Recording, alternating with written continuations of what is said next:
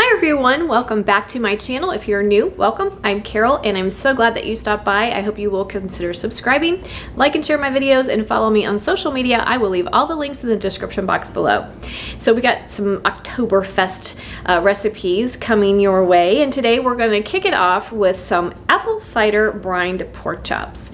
We're going to use some delicious bone-in pork chops. We're going to do a brine with some apple cider and some maple syrup, get the flavors of fall going, and then we're going to grill them off. So for this recipe, you are going to need 4 to 6 pork chops. You want them to be about 3/4 of an inch thick. You want about 2 pounds of bone-in pork chops. We're going to need 4 cups of cold water, 2 cups of delicious fresh apple cider, a half a cup of maple syrup, delicious, another delicious fall flavor, and 1/4 cup of table salt. That's going to be our brine. We're going to let them sit in the brine in the refrigerator for at least 2 hours. You can do them overnight if you prefer. And then we're going to rinse them off, pat them dry, and then we're going to brush them with some delicious German style mustard and some grill seasoning. We're going to grill them up. Then we're going to finish them off with a delicious glaze using our apple pie jam. And if you missed that recipe, I will link it for you in an iCard here and in the description box below. So be sure to take a look there. If you do not want to glaze them, it's totally fine. It's a totally optional step, but it's going to be really delicious and just pull in some more of that apple flavor into our delicious pork chops. So let's get started with our brine. Okay guys, here we go with our brine. So we have 4 cups of cold water.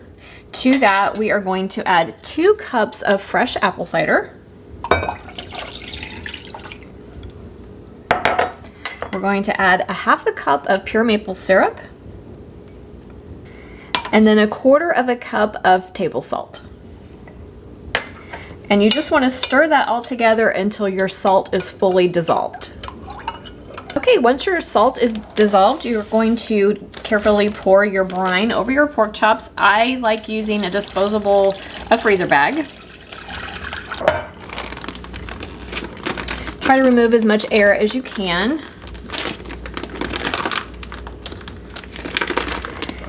And then I'm going to refrigerate them for at least 2 hours. It'll be about 2 hours for me, maybe 3, but a minimum of 2. You could go overnight if you prefer, but we're gonna do ours for about 2 hours, and then we're going to grill them up. Okay guys, my brining time is up. I did let mine sit in the brine for about 3 hours. Like I said, you want a minimum of 2. You go from there and do what's right for you.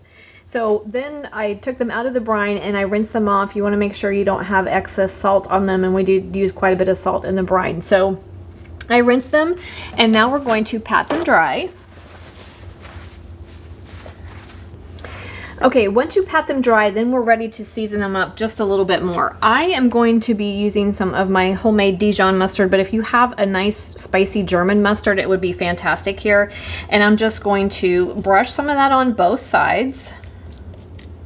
And once you brush your mustard on, then you're going to take some grill seasoning or a spice rub, and we're going to sprinkle them with a little more seasoning. I'm using this rib rack spice rub for pork, but you can use whatever you have on hand or whatever works for you.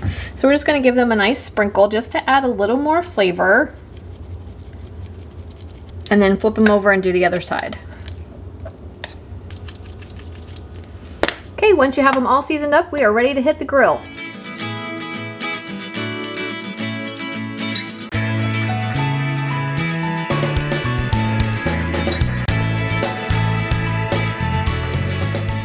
Okay guys, how easy is that for some delicious fall flavor for dinner? I did cut into it. It's nice and juicy, but let's give it a taste. That's always the proof in the pudding, right?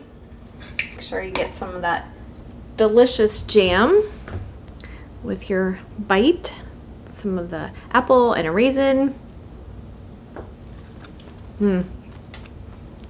It's so good, so flavorful. The pork chop is really tender, really juicy, and then you've got that sweetness at the end. So I highly encourage you to give it a try.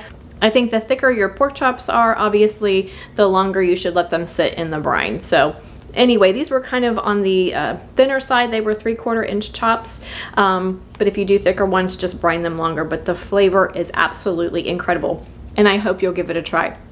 Thanks so much for joining me today, guys. I hope to see you next time. Don't forget to like, subscribe, and share, and have a great day.